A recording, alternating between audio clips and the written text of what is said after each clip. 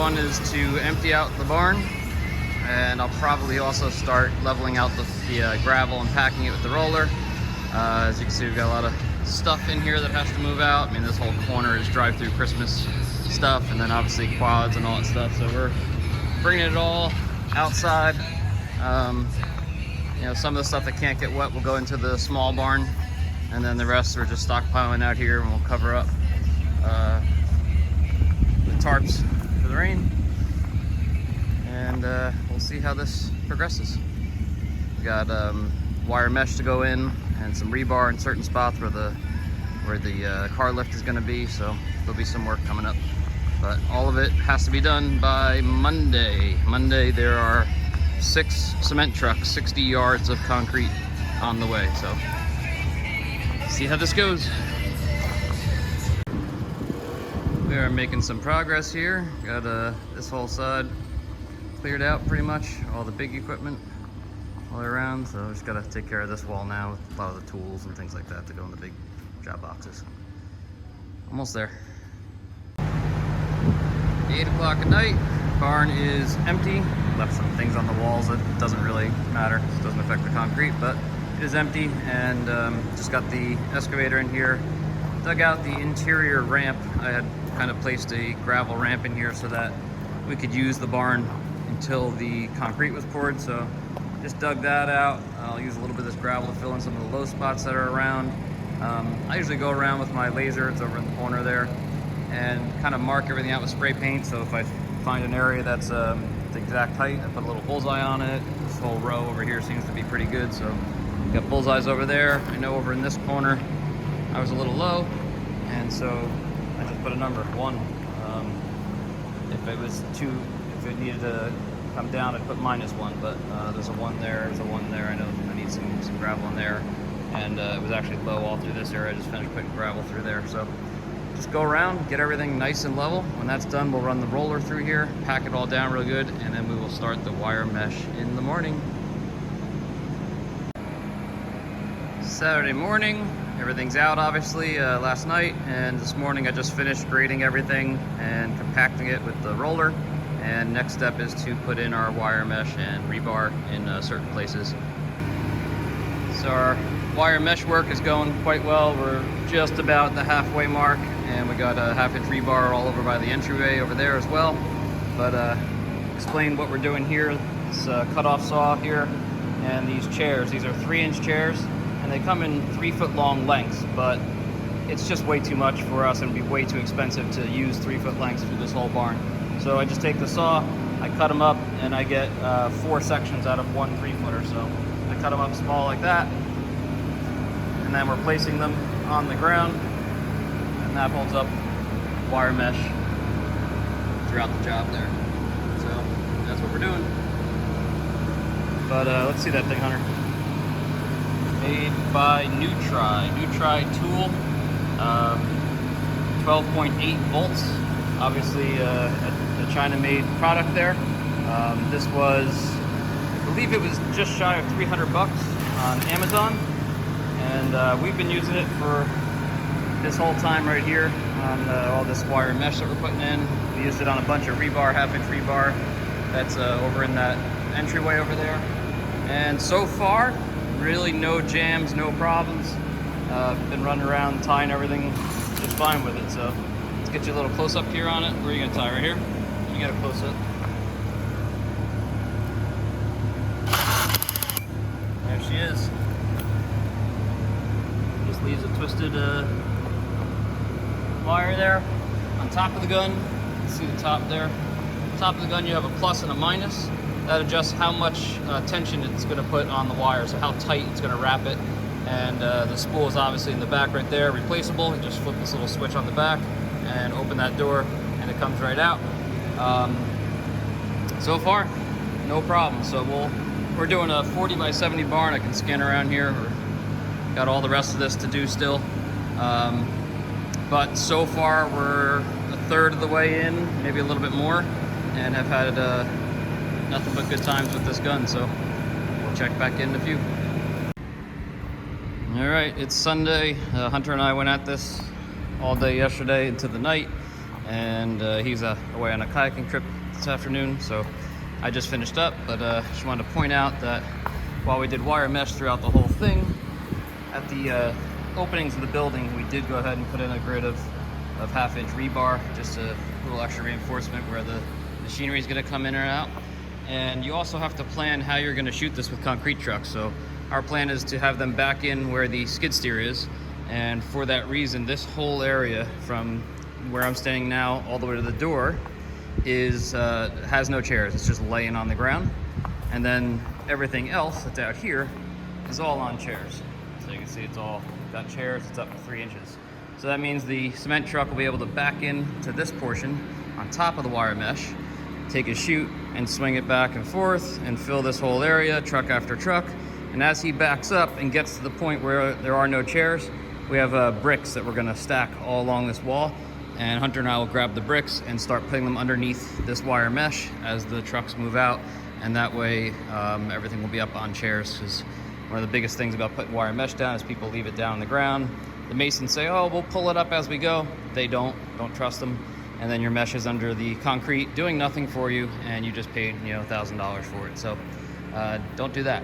Anyway, last thing that I'm gonna do before I wrap up is to take the laser here, and I'll take my receiver, and I'm gonna go around the perimeter of the whole building and put a Sharpie marker where the floor should be, the top of the floor.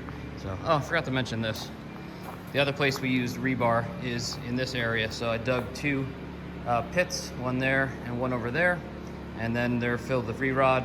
These are gonna give us 2 pads that are gonna be a foot deep and have reinforcement, and that's where the twin post lift is gonna go diagonally in this corner over here. So totally excessive. Most of the manufacturers say that you can put it in 4 or 5 inches. Everyone says you can do that in 6 inches, which is what our pour is. It's gonna be 6 inch. But we're gonna do it with a foot and reinforcement, so we'll definitely be safe. So that's it for tonight. Just gonna put that line, and I gotta go out and mow fields. But tomorrow morning at 8 o'clock, the first truck will roll in, and we've got them spaced 30 minutes apart. So I'll touch back in the morning when we have some trucks arriving. Monday morning, 8 a.m. Truck should be arriving any minute now. Guys are here putting plastic on the walls over there, just so we don't get splatter all over the place, and we will check in once the truck arrives. There's the first truck backing in. It is already mixed. We mix it outside just to keep the heat down inside of there. A note about the concrete: we are pouring 4,000 psi, which is kind of one step above what would normally be poured for this. We are putting fiber mesh in that concrete, along with obviously the wire mesh that we have on the ground. So this should be a really hard and durable floor. It's also 6 inches thick, knowing that we're going to bring machinery in and out, that kind of stuff. And then obviously, like I said before, we have the pits over there that we did for the car lift. When you talk to your concrete supplier, you're going to want to tell them a few things. You're going to want to tell them how far apart you want the trucks. So today we're spacing these trucks at 30 minutes each, so every 30 minutes a new truck should arrive. And you're going to want to tell them if you want any retarder in that concrete. That's going to slow down the curing process. Today the first 2 trucks have 2% retarder, and then after that they have 1%, and then from there you'll be set. Our supplier actually was adding it anyway just because of the heat. So here's the first truck, and we'll see how this goes.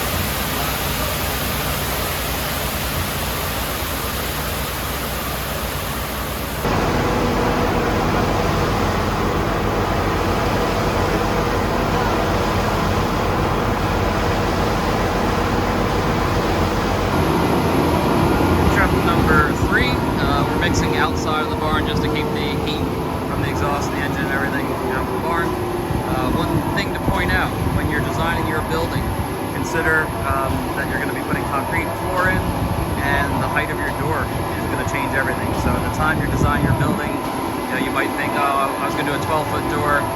If I go to a 14 to get a cement truck through, it's going to cost me an extra $500. Well, maybe, but if you don't do that and the cement truck can't get in, it's going to cost you, God knows, $1,000 or more extra in manpower to get that concrete into place. So I think it's money well spent. We did 16-foot doors so that we could get the cement trucks in, but also backhoes and things like that could get in and out, mini excavator and stuff without any problem. So consider your door height when you're thinking about putting the floor in.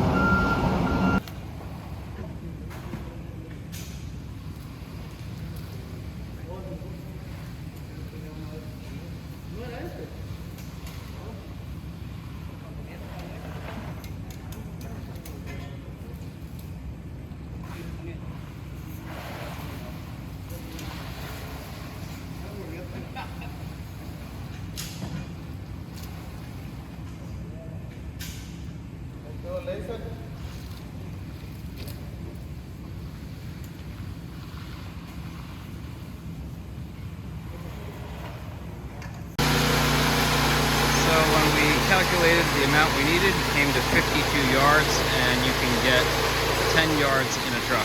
So what you see left is literally about 2 yards of concrete.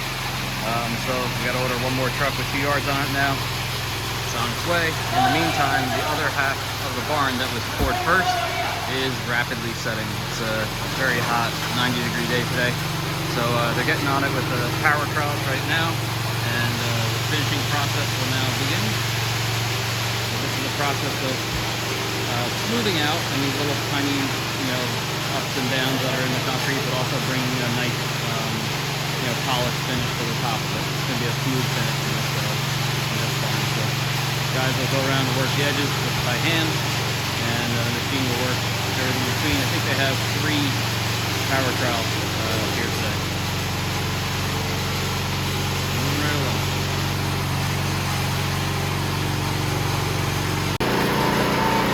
Around noon now. The last 2 yards just came in, so that got placed here.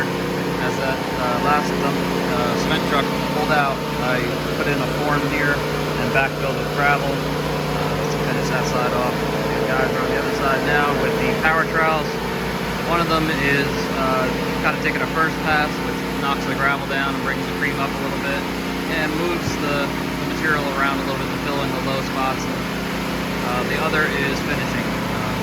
Kind of a smoother trowel to kind of make it polished and nice finish. So they have one more machine. As this rest of this cures, they'll throw another machine in the mix, and they'll have one going over the whole thing as the first pass, and 2 machines behind it to finish it.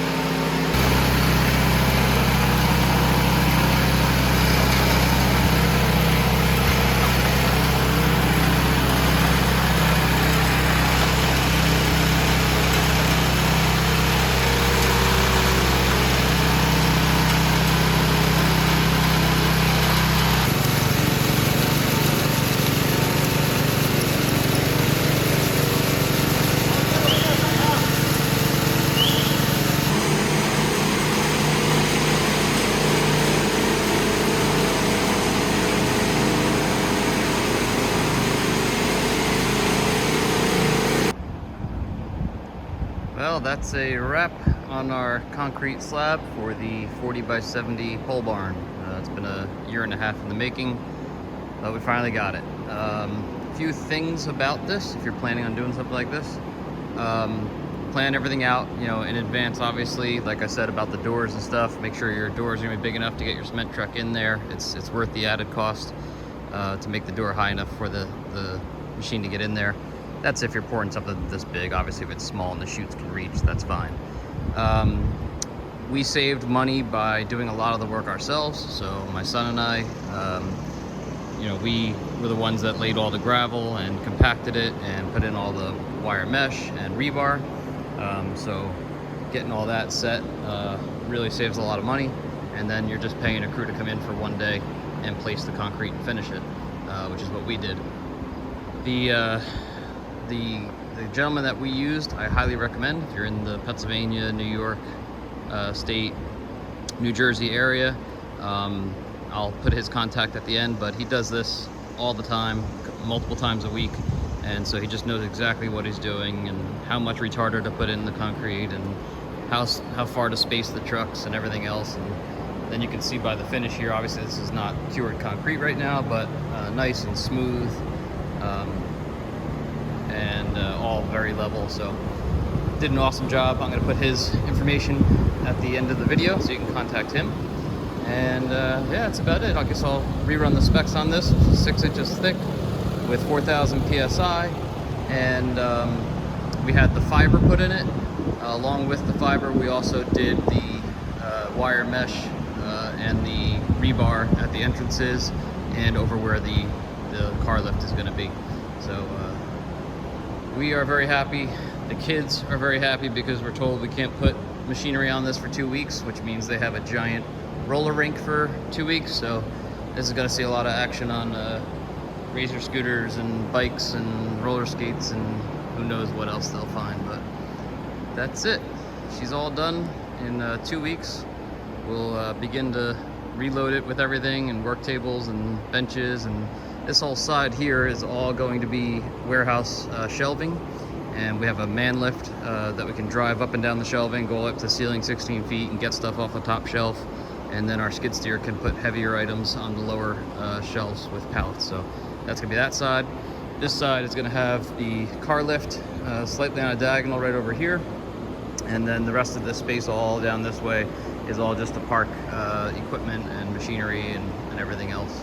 So that's our pole barn, 40 by 70. It was built by Pioneer. I don't know if I mentioned that, about 1.5 years ago, and then just finished with concrete today. We love it. See you next time.